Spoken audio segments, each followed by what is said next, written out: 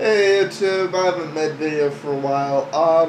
As those of you who've been watching my videos know, I'm leaving town tomorrow, which means it's going to be about 2 weeks of no videos. I'm going to visit the people you love to hate and hate to love, more commonly known as kin, family, or blood.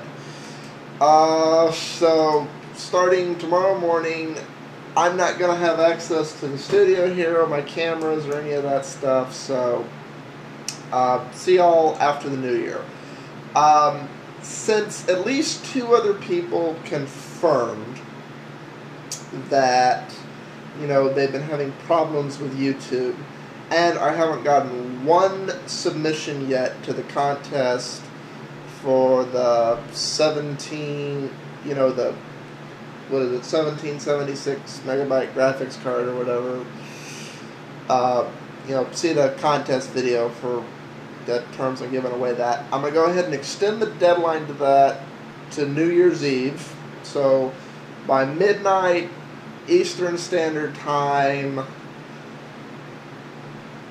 December 31st, 2009 is when those submissions need to be in the hopes that we get more submissions by doing that.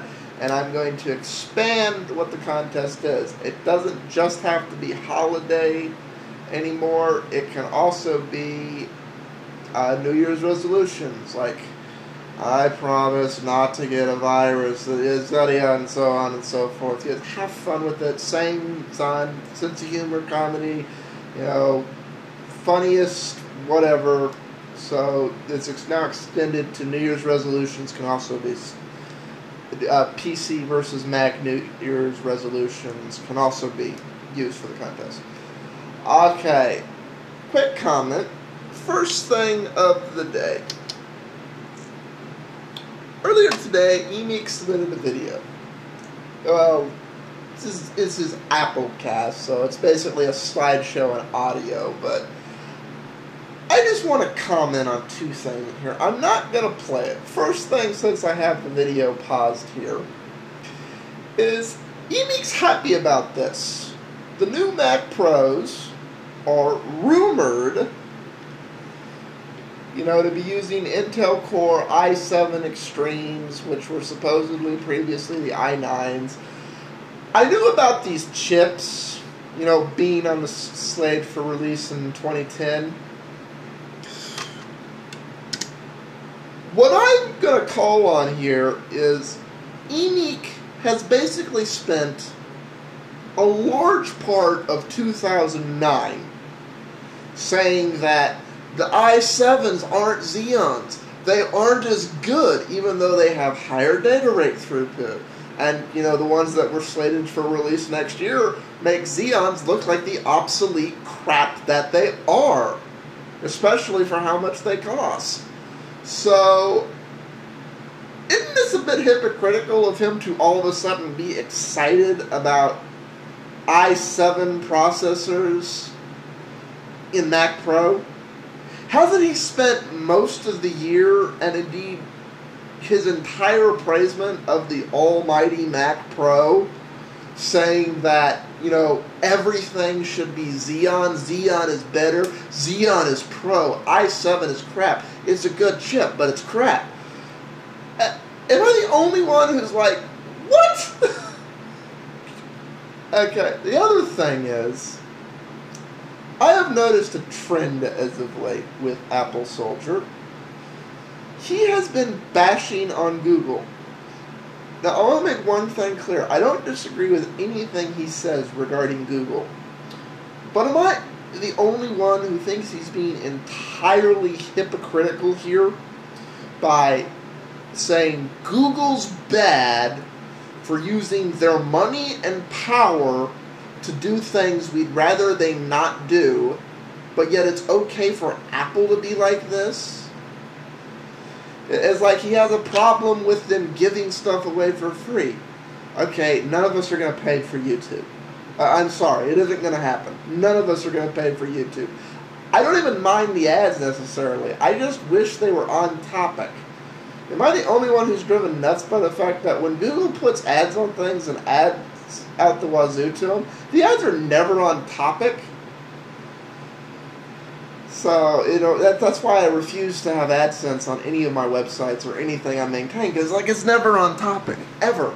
It's an ad that's completely irrelevant. It's like you're watching sci-fi and you get an ad for Disney XD. It's like, okay, I'm not 10 years old, I don't need to watch Disney XD.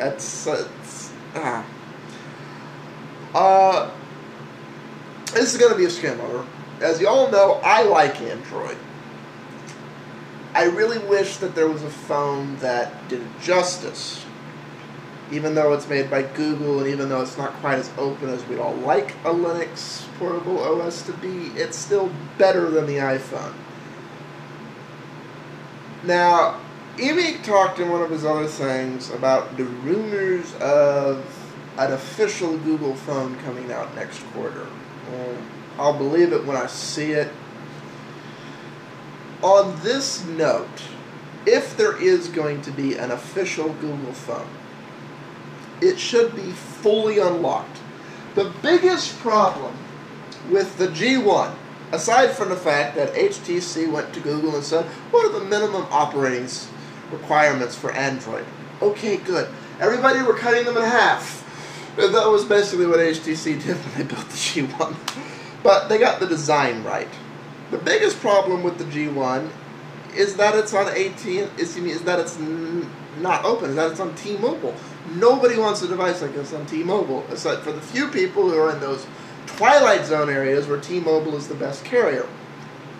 So, an official Google phone should be both GSM and CDMA, should have dual chipset, it should have 3G that is dual band, so it'll work on both T-Mobile and AT&T and Verizon using the CDMA chips. And then you just take the phone wherever the heck you want it.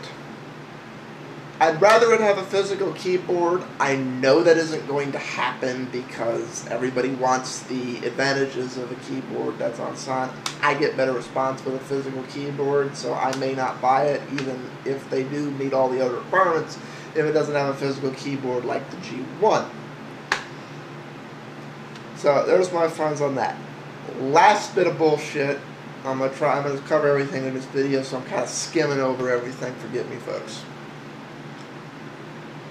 Emeek keeps switching between whether he's gonna bash AT&T or say it's not their fault. It's the iPhone users, but there's nothing wrong with the iPhone. It's the AT&T network. Okay. The reason iPhone users internationally do not have the problem is because the load is distributed. The biggest problem with the iPhone in the States is that AT&T is the only one who can sell it. It is not within the confines. Now, there's people who are jailbreaking iPhones, but, technically that is a violation, and Apple's sending people to Washington to lobby for only drug dealers and Al-Qaeda have valid reasons to jailbreak an iPhone. So, they're trying to get that turned into a felony, which is absurd. These type of devices, if they're only available, whether it's Android phones, iPhone, whatever, if they're not distributed, if the load is not distributed, if everybody has to bottleneck through one carrier, guess what? The whole system's going to get overloaded because no one system can handle that. I have never had a problem with AT&T back where I came from. Moved out here, AT&T sucks. Verizon is the best carrier here. There's parts of South Texas where T-Mobile's the best carrier. There's parts of the Rocky Mountains where Verizon's best, parts where AT&T's best. At the end of the day, it should be your choice. And if people in the States do not realize how locked down we are to our cell phones, most cell phones abroad are just naturally unlocked. You take it to the carrier that's best for where you live. And until the iPhone functions like that in the States, people are going to have crappy situations with it in crappy places. Time's up, all. Sign out. Have a good holiday, and hopefully we get some entries in the contest. I will be back in the new year to hash on anything that happened in the 2 weeks while I'm gone, and hopefully better than ever. Peace all.